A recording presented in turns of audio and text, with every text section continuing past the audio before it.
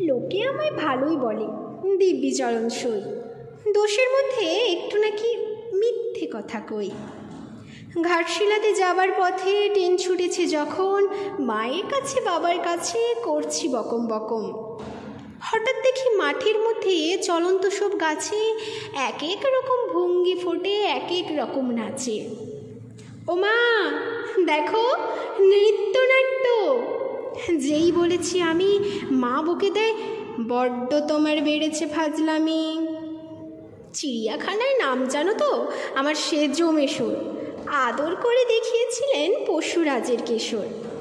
কদিন পরে চুন খসানো দেয়াল জুড়ে একই ঠিক অবিকল সেই রকমই মূর্তি যেন দেখি।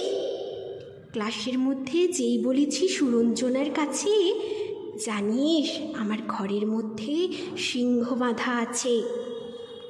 শুনতে পেয়ে দিদিমণি অমনি বলেন, শোনো, এসব কথা আবার যেন শুনি না কখনো। বলি না তাই সেসব কথা, সামলে থাকি খুব।